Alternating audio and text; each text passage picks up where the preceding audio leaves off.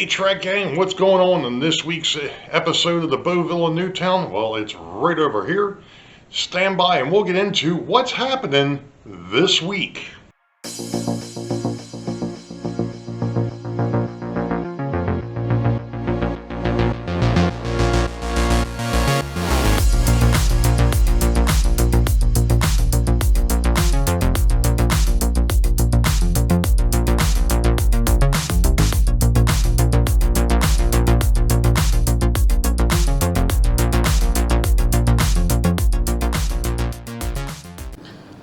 Well, hello Trek Gang, and welcome to episode 18 for 2024. It is actually the 30th of June. I'm actually recording this a little early because of the fact that I'm going to be away. So when this video actually goes up, I'll be coming back from vacation. So I'm hoping that everybody enjoyed the July 4th run-bys, obviously taken over at the bridge. If you haven't seen that video, the link will be down below. But today we're going to, or the next couple of days, we're going to get into something that has, well, two things that have been a bit of a problem. The first one, which is a little bit bigger and probably going to be a little bit more tedious. Well, actually they're both going to be tedious, but I think this one here, because of the fact that I've had it up once before and because of the painting the foam core, it warped on me. Mr. Joe Rader over to Black Rock Central, when he was here back on June 19th, gave me an idea as to how I can fix that, and I'm actually going to be working on that now. One thing that he didn't bring up, and it's one of the things that I'm going to do, is I'm actually going to, I guess for lack of a better term, weight this. And what I mean by that is it's going to be framed, so that way, oh, I've been framed. It's going to get framed to go ahead and take the bow out of the backing part. And I think once I get the bow out of that, when I go to put the face back on, it should lay flat. Fingers crossed. But the first thing is I have to cut some wood up. And I've actually got a long piece of 1x2 that I had left over from when I did, it was for the framing for the backdrop. I went ahead and bought 1x2 to frame that all in on the backside to help give it some strength. And I had a piece that was left over. The problem is that piece, kind of like my brain, was extremely, well, wasn't extremely warped, but it was warped enough to where when I brought it down here, I realized it had a heck of a bow in it. And for what I want to do, would not have worked. So what I've done is it's been down here in the basement, and it's been laying upright to go ahead and take that bow out. And I must say it's been somewhat successful. So gravity has pulled that board back straight, or at least straighter than what it was. I bought cheap wood because of the fact that I was putting it behind the backdrop. I really didn't care. I just needed something that had some strength. And of course, with the backdrop being what it is, it was going to go ahead and do that anyway. So the first thing I'm going to do, and I'm not going to show a lot of this, I'll show you what it looks like when I'm done. The framing part I will probably show you, but this is going to be the piece of board, and this is a piece of MDF. I'm not sure what I had this for, but obviously it broke at one point, and that's the part that's actually going to get cut off. But this is going to go under the framing. So this is going to go on the layout itself on the bottom to go ahead and give it, I guess for lack of a better term, a counterbalance. So I'm going to cut that down, and then I'm going to go ahead and work on the actual framing part of this. And that way we can get that big rock wall over at Boeville back up and running. Now, the second thing I'm going to work on this week is actually the other part that I want to work on, and that is covering up the gap that is shown up on the dam face. Not the face itself. The side pieces where I had the stone wall, where I wanted to bring it together, came apart. Namely because there isn't a whole lot of structure behind it. And to a point that it wasn't an afterthought, but what it was, I was hoping it would hold together a little bit better than what it did. But that is one of the unfortunate things of working with foam core and wood and plastic. The three materials really don't work too well together. Okay, note to self, something for the future. But, like I said, when looking at one of the buildings that I painted up last week, or the week before, there is a facade on the church where they have interlocking block on the corners. And I looked at that and went, you know what? I've got a solution for covering up the gap on that stone wall. And what we're going to do is I'm going to cut block and make it to where it's like this, and it'll go ahead and cover up. You'll see what I'm talking about once I get there, but it's going to cover that gap, and it's only going to get glued on one side. In other words, I'm either going to glue it to the face, what you're actually looking at, or I'll glue it to the side. And that way, if there's any type of expansion contraction, you're not going to notice it underneath of it. If I do it right, if I do it right, it should be seamless. Should be.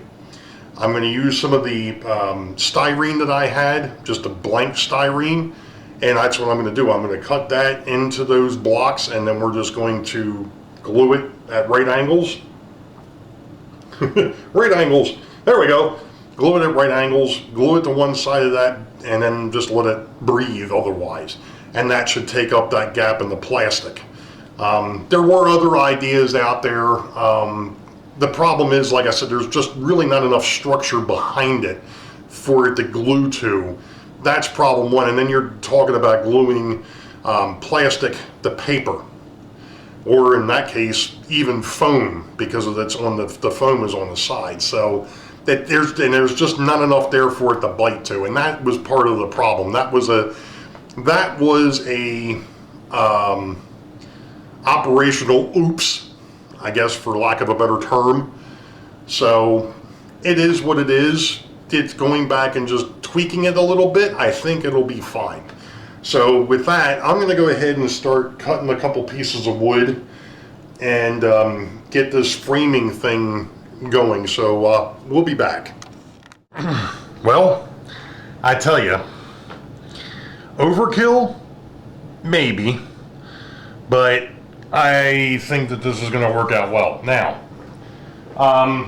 what we've got is an upper brace, a lower brace, and then you've got the intermediates, almost like studding.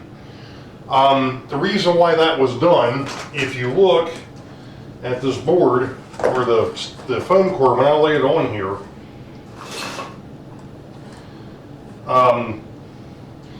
I had to cut that one flat because I had to make a notch in the board underneath for what's holding up the second level.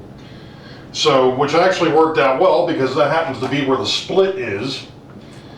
So what's going to happen now is I'm going to bring this down, make sure it's lined up as best as I can get it, and then I'm going to tack this to the frame, clean it up a little bit, and then I'm going to go ahead and tack the outer part to this, and we'll see what we get. Hopefully this works. It's still a little bit of an unknown, so we'll see. Alright, Track Gang. Well, I tell you what, the words "takes a village" comes to mind. But anyway, what a difference. What I ended up doing is, obviously on the back side here, we can see the bracing. And of course that cut out because I needed to get around the support for the second level over here. So there's a notch cut in here. That was a little bit of a pain. I'm not sure if I mentioned that or not, but that was a bit of a pain. And the upright here, I ended up turning sideways because obviously if I would have put it one way, it wouldn't have worked right. So what I ended up doing to get this to lay flat. May not have been the right way, but it worked. I took some small, I think they're considered wire brads, wire nails. These are number 18 5/8, and I nailed the foam core to the support board on the back side. Each one of the uprights has got 3 nails in it. Now, the thing is somebody would be like, well, wait a minute, aren't you going to see the nails? Ah, that's the beauty. Because the way I laid this out, those nails are now up underneath of the fascia. So you're never going to see them. So what I've been doing the last 2 nights though, after I went ahead and did this, well actually I did this yesterday, but last night I took this level. I should have put wrong on here because it could be wrong, and I should have grabbed a couple more levels and put wrong in there because it could have been wrong on so many levels, but we didn't go there. Anyway, this thing is extremely heavy. So what I did is I laid it across the fascia pieces to try and flatten them out a little bit. I also, earlier this afternoon on my lunch break, went ahead and took a sanding block, this one here, and sanded each one of these areas that are in white. The reason for that is I think the first time I did this, I think I ended up with either too much glue, not enough glue, or the fact that this was somewhat shiny and the glue didn't stick. So we're not taking any chances this time. It's all been roughed up. So what we're going to do,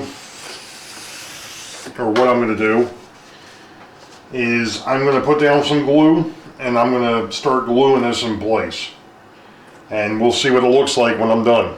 And then it'll be on to the next block wall. So we'll be back. Alright, it's back in place. I'm hoping this shows up okay. I just happen to realize that I don't have my battery pack charged. Well, it is what it is. But the wall is back in place. It is completely glued. That was definitely the ticket. Thank you, Joe, for the tip for going ahead and putting the bracing behind there to help flatten that out. I mean, that was huge. Don't know why I didn't think of that, but at any rate, so I'm going to stop here for a second and swing the camera around. So hold on. The one time I actually do want to be underneath of a sunbeam in this basement.